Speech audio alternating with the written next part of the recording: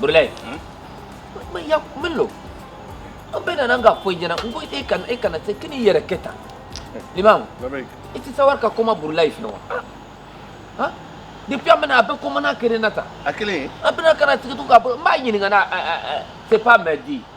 Mba nyini ngana ka ko be c'est pas medi. Moi, dara bola kono. Tiens fola nyana. Dara bola kana ni Kulman. Non. Qu'est-ce qu'il a ton ami aujourd'hui? A fonanga nyini ngade. Parce que ne ma lo depuis on a a signi metti a to kuma mo fait. Angra mo. Naam. On a filé bena. Kon na friwa. Wallahi. Bravo. On a filé no. Joronba. Muso kono malo. Alhamdulillah. So ko ma depuis la nasiki a grinya ko de. Ah min le be. Donc fa alhamdulillah we do nyini na. Ha? Muso kono mali. Muso ko ma fa alhamdulillah. Iba fa alhamdulillah kan nya ko mo ka sigan chema ya. Elle kalo femi. Men le be. Anya fo. De jorola fena, be jorola men na o da docteur soy. Hôpital. Pour la santé. Ah, aka kuma do fo de. Ah fa ne ya be mo gora warta sorra jamana la tu. Ale be jorola mun la ne be do sora be. Angra Naam. e gay muso jigla de dom nata Ah. ni. Msegala la katimi. Saro na te. Sal na sini. C'est descendira. Ka jigi mi tay kata. O msegala la. Ha? Don ni yɛrɛ nana kɛ sisan o yɛrɛ ko na fili bɛ ni n taala yɔrɔ ni n tola baro ne hakili jigila la ten dɔrɔn jaabi tigɛ don nana kɛ sa bi yɛrɛ ka ɲagami n kunna yɛrɛ le n bɛ jɔrɔ la A jigi ko gbɛrɛ a la wa. jigi ko a ma gbɛlɛya au fait bi san tɛmɛni ta den muso kalo kelen a taara carnet ta O bɛ ten e ka faamu Un mois. n m'o f'u ɲɛna Un mois de grossesse, elle a pris un carnet. o y'a sɔrɔ ne yɛrɛ tun tɛ fɛn na O ka jagoya le ka kan ta bien. ko dɔ bɛ yen wa e tɛ to mɛ kuma e yɛrɛ bɛ den kɛ wa E ko muso kalo kelen ta la kan. Ah, e ta wa ti Ba- O ka jagoya le ka kan ta wa ɲininkali tɛ wa. o b'a jagoya dɔn i tɛ mun b'a la. Ablo. Fɛn b'a la dɛ. Burlay, A Anya tɛ fo. kuma Bismillah. n dusu man ɲi Burlay, dɛ e sawari. a ye sabari Bismillah, vas-y, je t'écoute. carnet di la ma après o tolo la jusqu'à o nana tugun ko ka écho kɛ Échographie. échographie D'accord. écho nana kɛ Ah. o tolo la tuguni o nana dɔ wɛrɛ fɔ muso bɛ nana se yɔrɔ min na jigin lɛri la Ah. ko ka césarienne kɛ Ka sairien n kara. b'o f'i ɲɛna Césarienne, hein? césarienne D'accord. ko k'o kɛ Sairien le bɛ juma ye tugun. Césarienne, c'est. ka opération Eh! n b'o le f'i ɲɛna ko k'o kɛ opération tuma fɔlɔ ne yɛrɛ jatigɛbagatɔ donn'o kan ten ko a ko fo muso nin ko fo ka opéré ka sɔrɔ ka jigin an karamɔgɔ ko nafili tɛ ne ma taa yɔrɔ min Allahu Akbar. i ka faamu Ah. ko muso nin ka opéré fɛnɛ fo 40,000 Ko ba ye. mun n'o bɔ sɔrɔ di Ah. ne le taara munumunu ka juru ɲini ni n taara min fɔ o bɛ nɛni ni n taara min fɔ o tɛna diyan a ma ɲa n taara don ko ko César ko o ka ordonnance sɛbɛn alhamdulilayi ko i t'o sangana ni muso jigila ka ban la n bɛna na o y'a 40,000 di n ko bɔn komi a bɛ ten ordonnance dila n ma n bɛ taa pharmacie na ka taa sanni kɛ ne le ma bɔ wa Ah. ne taara sannikɛyɔrɔ la yanni ne bɛ na Ah. ne nana sɔrɔ muso jigila Hawa. opération ma kɛ ban Allah bɛ ne masa ka ba ye. n bɛ kuma de fɔ ɲɛna n ka fila fɔlɔ min san ka di o ma Ah. n nana dɔrɔn muso jigila alhamdulilah k'a ma kɛ opération ye n ko ala n tigi ala Wallahi. ne ka n yɛrɛ dama kasi i ye n tigi ala e ka kɛ muso jigila alhamdulilah min ma kɛ ni opération ye Hawa.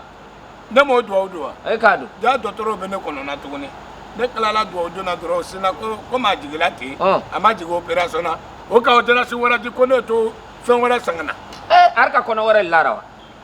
an karamɔgɔ ni kuma nin ka ne kalifa a ka n yɛrɛ lola n ko i ko di n ka muso filɛ n k'i ko di a ka répété n ko a tɛ hinɛ fantan na ne ta tugun ka taa fila wɛrɛ san ka na ko n ka taa n tagala Ah, lo sa. C'est pas fait que c'est descendu wa. Arma lo n b'o aji. de f'u ɲɛna n ko bɔn makalaw n ma taa wa n ko seginna tuguni ko n'o fila di Ah. n ko bɔn n ko a ye fila kɔrɔ n ka min san ka na ko muso bɛna opéré n'a ye aw y'o di yan Le kit là. o fila tununna An karamɔgɔ cɛ a bɛ ten de dɛ. mun le paye sa mun lo Non mais farali kan de. filɛ n'an ma kuma E do ya n bɛna lamɛn ba ba ci kɛ. non non, n'an ma kuma ba n bɛna kɛ. ta ci A do bɛ le a bɛ le dɛmɛ a lamɛn kɛ. Jam lamɛn fɔlɔ. i bɛ n dɛmɛ n'ale Hein? an bɛ b'o fɔ n ɲɛna kɛ A ka min fɔ can le parce que a bɛ ten de mais dɔgɔtɔrɔso jogo min la. bɛ mɔgɔw la O b'a fɛnɛ kɛ ten ni y'a banabagatɔ b'i bolo nin. E sɔnna k'a fɔ ko jogo min bɛ mɔgɔ la, e sɔnna k'o fɔ. a bɛ kuma na Hein? Hein? Jogo min bɛ mɔgɔ la, e sɔnna k'o fɔ. e ka ye an karamɔgɔ k'a kɛla ten n ko ne ta fila nin tɛ tunun dɛ fila kelen nin a b'a bɔ ni nin ma bɔ o bɛ min ye n'a fɔ o bɛ n'a dɔn ko non monsieur ta tɛ complet n ko nin ye si compliqué tɛ nin na dɛ a bɛ nin bɔ yɔrɔ nin na kɛlɛ tɛ yen a ma ne ma min kɛ. Burulayi a faamuna. Limamu comment a faamuna. Alhamdulillah. Arbiya so. C'est vrai. E ka comment fɔ ten sonu. Faudra pas taper tous les médecins également à la fois avec le même bâton. Les gars from the non, c'est vrai que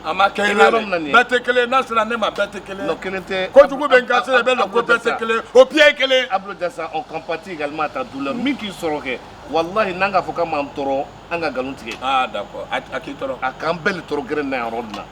Les gars from the ni mgo nanata ka keko muso konomani ka foko atikla mgo be hamina dokotoro so taka ni ko mo be kala dokotoro so la fo placer a digi wakati la aba foko il faut faire l'intervention parce que la dame elle doit être césariser n'a qu'au faute madame la césarienne ganga kala le kit il est donné gratuitement gratuit on le faut donné normalement gratuitement mais si ça t'en a ça qui mi be dora gratuitement ba jumale flamu kanga muso de meka opération ke faut ga den sama ka bon aro di gratuitement normalement kanga di gratuitement wole atara kata carneta arka e ka war sarwa ma sara asara carnet war sara ordonnance premier war sara ma sara asara atara kata seria échographie aw ko mi atara kata kera asara wa ma sara asara abia sara abia bo o mi obia nana kana sara o artiki ma fo ko dorotoro so yera warti sara yo o ka fɔ min le koso bi ni warma kɛfɛ ali ka bana ka taga se dɔgɔtɔrɔso la ala ma lo a yɛrɛ ta k'i bila yan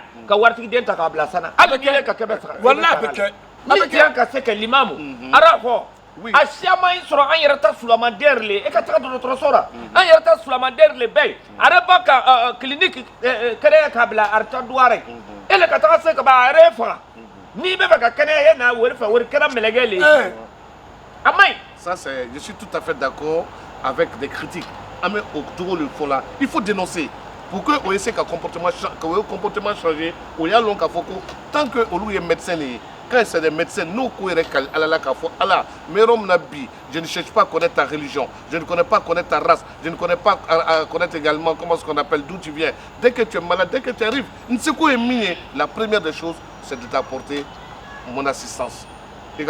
C'est vrai, docteur Dobakela, d'où on est bakela, faut que transférer on les mains. Noté aujourd'hui avec la couverture universelle, même en boulot, même moi encourager la.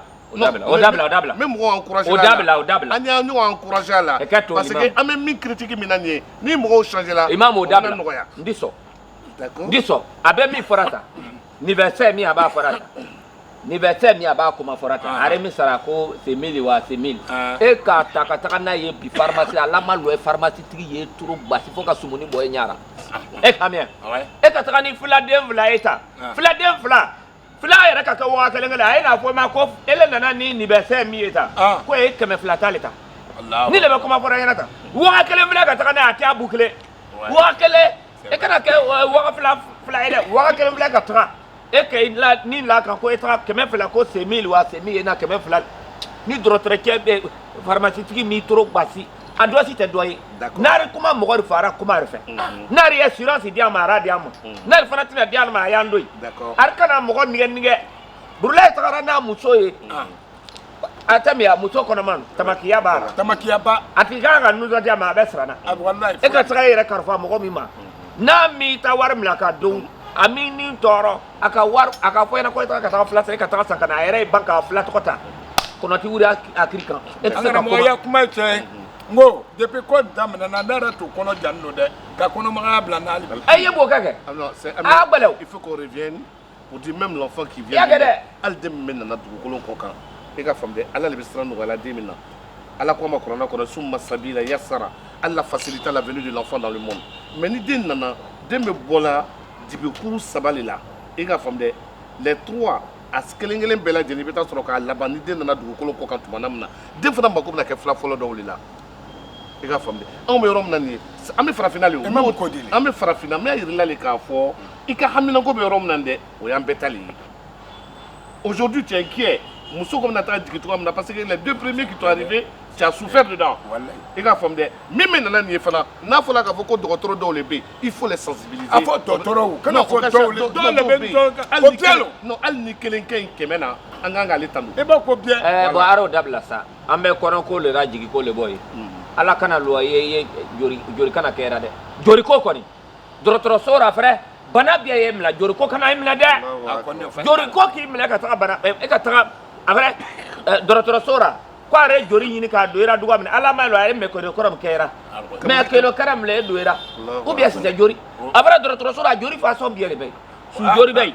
Mɔgɔ min fagara e k'a la faga n'a ka faga ka b'a jori to ye to ara parce que ni jusu kasi le taga faga n'a ni jusu kasi le wala min y'a ka faga ta a jori b'a ra hali bi a taara ka taga o le sɛnɛ ka bɔ wala a ye jori min ye bɔtɔ o ye poison le tu as des preuves pour ça a bɛɛ kɛ ayi e le ye taga sa ni ka taga se yen yanni e yɛrɛ ye jori sɔrɔ yanni e ye jori sɔrɔ fo y'a kɛ waritigi ye o bɛ kelen ye jori sɔngɔ o bɛ e n'a fɔ e ɲɛna ordonnance le kan ka k'a d'i ma ka togo ta ordonnance ɲɛ n'o sara o bɛ kelen ye ni ka bando jori yɛrɛ kan ka taga ta duga min na ambulance le ta ka taga ta ambulance fana fo y'o ta transport le sa ni ye le to ka taga se dɔgɔtɔrɔso la ko wari t'e le fɛ ka jori yɛrɛ san jango kana fɔ ko ka ambulance ta ka taga o jori ta e ka dile ambulance dɔw yɛrɛ bɛ o tɛ yana taga subondara le a taga jori feere ma o le transporte o le la attention c'est dangereux parce que yɔrɔ min na nin ye wallahi a y'a fiyɛ ka don i la banque de sang bɛ yen parce que nous ne sommes pas des donneurs.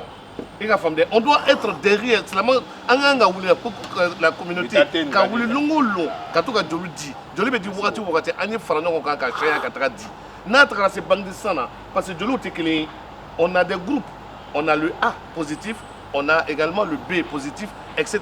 O positif o bɛɛ bɛ yen donc joliw bɛ se ka sɛgɛsɛgɛ cogoya min na k'a lɔn k'a fɔ ko joli kɛnɛkɛnɛ b'i la n'o dɔw bolila o fana bɛ fɛn min dila ma an b'o dun o yɔrɔ tɔgɔ la ka sɔrɔ ka wuli ka taga an kan ka lɔn la k'a fɔ ko joli feere wallahi i k'i ka kuma fɔ yɔrɔ min na an karamɔgɔ parce que ni joli ko nana se ile min ma lon min i b'a lɔn k'a fɔ ko cɛ dan ala ma lo yɛrɛ n'a yɛrɛ ka bandi jori feere ma e ma ko sara e jɔnbalama e sigilen bɛ ta a yɛrɛ taga bandi jori ta k'a doira bandi après a b'a bandi dɔ jori ka doira ka fɔ e n'i ma ko sa le bɛ ɲɔgɔn na e ka cɔnba caman bɛ muru bɔra misiri la se ko tɛ o jori min b'a gbolo la o le b'a karamɔgɔ na i bala ala y'an sutura an tiɲɛ ni an b'a baara kɛ an tɛ an fɔ babaraba k'a bila a kun y'a gbɛlɛ non on a qu'à se dire sincèrement je suis tout à fait d'accord avec vous sur ce côté là mais k'a fɔ ko ni bandi dɔw joli dans les joli o joli wari ko joli tɛ joli ye dɛ e yɛrɛ k'a fɔ joli tɛ joli ye parce que a gurupu sangɛ mun bɛ di la n'o min doli la hali n'a bɔra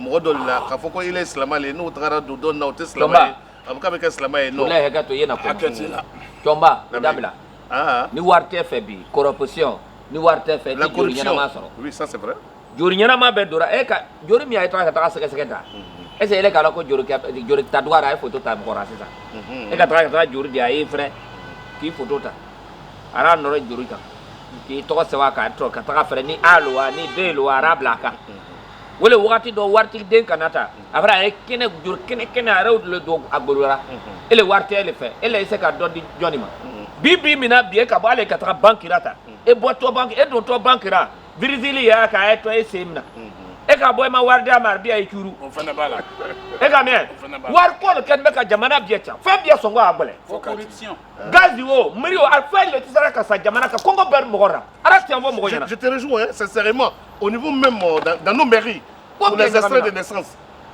naissance est-ce que papier doit be Côte d'Ivoire connaît alors la papier mi et puis t'as sur le cap ni ko extrait de naissance c'est 500 francs le thème i ka faamu dɛ n'i ka fɔ k'i bɛ taga tribunal la ka taga a tɔgɔ ye di casier judiciaire dɔw kɛ a bɛ tɛmɛ 500 francs certificat de nationalité mais o bɛ taa 1000 mun minɛ mɔgɔw la a bɛ taga min permis ko i ka faamu dɛ même la nouvelle carte d'identité tu es obligé de payer 5000 francs pour faire des attestations carte d'identité o bɛ min i bɛ taga la mairie la bi ka taga extrait de naissance kɛ c'est 500 francs tu dois payer comme le prix du thème mais au moins taga feere ma 1000 wala sa eteliya voilà e bana ko mara kɛ a wari ca feere ma dɛ ele le hakili le ta ni ka taga ko 100 lo ne ko e bɛ 100 e b'a di e b'a ko a b'o taga lɔgɔ kun wɛrɛ b'a di ma jusqu'à une semaine mais n'i ye don ka 1000 ma k'a di e taga don a bɛ kiri e bɛ kɔte ka na après han e b'a ta extrait bara mairie k'a signé an ye ko wari an ye mɔgɔw encourager ka baara ɲɛnɛmaw de kɛ nous encourager. Lorsque tu rends ce service à telle personne, n'a que la monde ni son diala, n'a qu'à cause de la lèvre de l'homme qui l'est, on sait qu'il y a avantage les mains, il y a barakarola. Mais dans la corruption dans les administrations, vraiment ça n'a pas de sens. Ça n'a pas de sens dans le cadre que lorsque moi je te rends un service, le mot merci, parce que dans le monde, n'oublions pas qu'il y a deux mots qui gouvernent ce monde-là. Et ces deux mots-là ne doivent en aucun cas quitter notre bouche. Le premier mot, c'est la salutation selon le temps. Bonjour monsieur, bonsoir madame. Tu demandes à te rendre un service, est-ce que je peux faire ceci, est-ce qu'on peut me faire ceci? Si on te rend le service, le deuxième mot, il intervient, c'est le mot merci. Merci.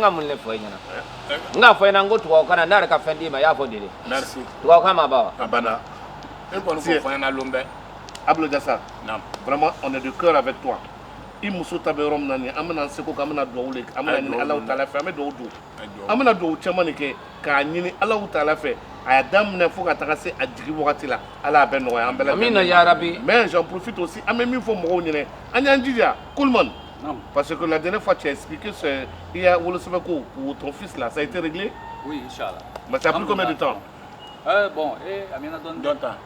Allez. Où est la triable? Amina donne. Non, il a payé le thème, il a payé 3 thèmes. Pour 3 extraits de naissance. Ils l'ont fait traîner. Québec. Elle est Jordi. Et ma caméra, voilà, on le faut. Voilà, Nico, Mike, Abe Mary Lira.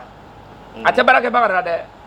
Mary mi be bureau rata. E ka boka mor sigini yeta daraw. Ya nyinga ele sigini memena na ko nana estrele nyini ya mi nyini ele be mena ko nana estrele nyini. Mo mi yeki para yeta ka ta nyinga me ben sigini me tugo mi nawo. Min la emar na kana nai. Ça c'est vrai. E ga mien. Na ko e ko me ko dewo. E yo gbe. Sini ni mo wara ko placita. Ni mo nana kana sigi tugo. Mo siti war kelen nyinga. Akon mo ka doe ka kisu ya ni kam na ka tro gbasi mo ka dai la ra fo nyina. Abeti. Tiandewa. Tiano. Donc wati doraka Mary yere ya wuri ari yere ma. Ka bo bureau ra kana mo sigini soro dara ko ara min lera. Citret de naissance.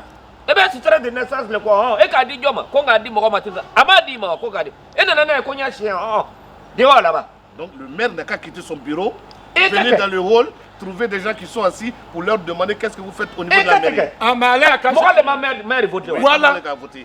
Mère be barakara no le ni mo lo mère anyi wala ko aka ko le famu. Mais la mairie be barakara no le ye. Ça c'est normal. Ni mère tayo an wotina stress ke. Abe mère sa ran le kama. Donc mère jango mo war kini to chandu. Anda fara ko mo be wara kele da. Est-ce que mère le ba tarawa? Abaraka nyoko le ta tarawa. Wala ni mère ka bokana ele sigini soro. Ko ele muna sigini me ko nana stress le ke. Ndo ka war dia ma depuis très sawali. Ale do mata kana di mère ma. Jon to ko le betana mère to ko. Wala mère ya ke dewo. Sini atina do wara ke tu. Ati do wara ke. D'accord. Wara ka ga wuri. C'est d'interpeller également les maires. Ils doivent sortir de temps à autre et voir comment est-ce que leurs agents sont en train de travailler au nom de la population. Voilà. Ça, c'est tout. Mais commissariat au Fanata Beke. Abeille. Commissariat Abeille. Et puis tracer de retrouver la Abeille. La mairie là Abeille. Abeille. Même pour faire même comment est-ce qu'on appelle le passeport Kéro là Abeille. Fais bel et bien au retour là. Mais Ali eta kumara tikete Ali aya fodi atra fere mi kata. Mo mi ber ko werbe commerçant e wa commerçant. Ko wer ti se ka fen so go fode. Ko ni ka ta boutique la ka ta fa mi sa. Nar ko wa kele ni ti se ka san ko isa san yoro mi ka diye. Ko ni ele ti se ka fo yana ko no kwa so ngo a shade. Donc ay do bara ko lu ta barate. Bo alo ko abe commerçant yo. Na lo commerçant ma komara joni na koma. Mo shi an kala mo. Il faut qu'on ait un éveil de conscience. Un éveil de conscience. Ama longa fo ko kamerom na ni bi. Na me fe ka baraka ni baraka kanye. Ala tira ko mo sallallahu alaihi wasallam ni mo mo ni be barado kala ya baraka kanye. Iga famde ni ki ya baraka kanye. Il trouve be dia mo. Wallahi. Il kuna korobe ta mo nyana.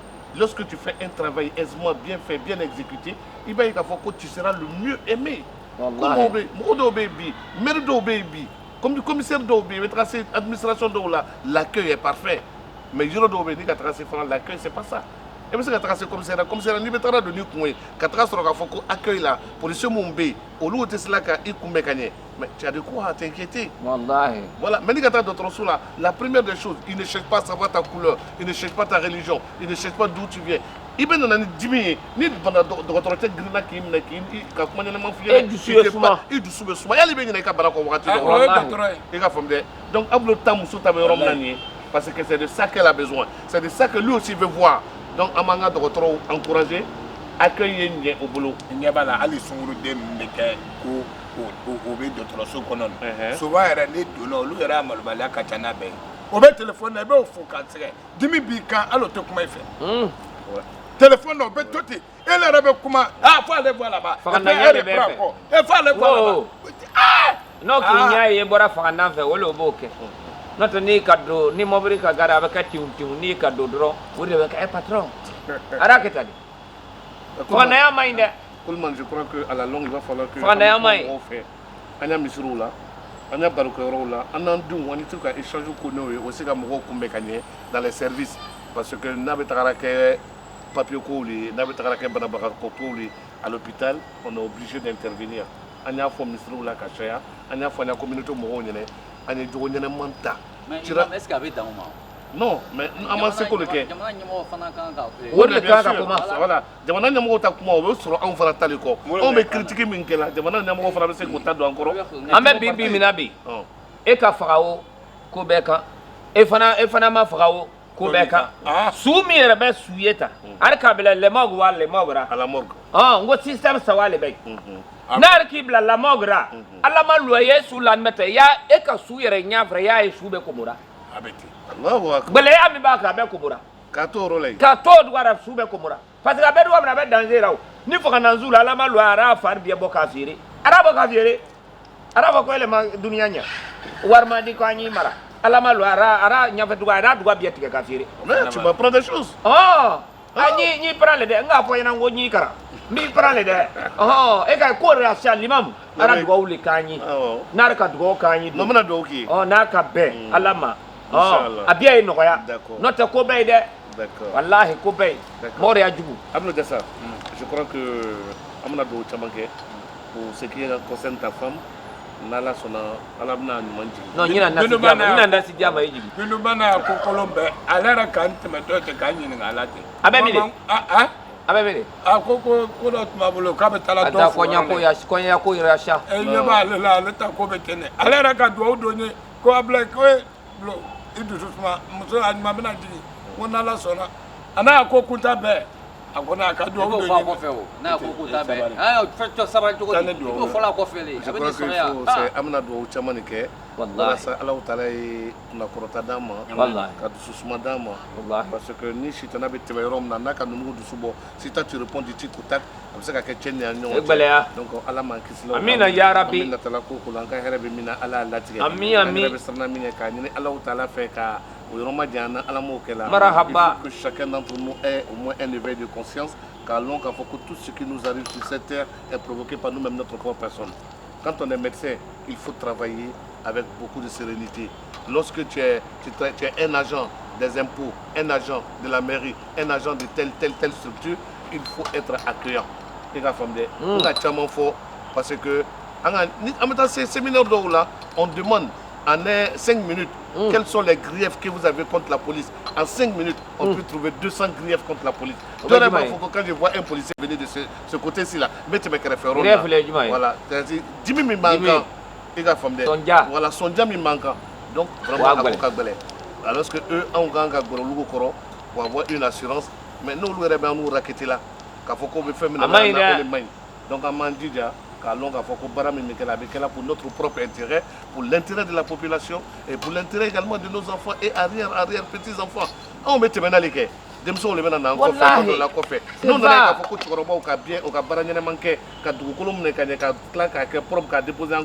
mais les enfants vont être un bon modèle pour la postérité.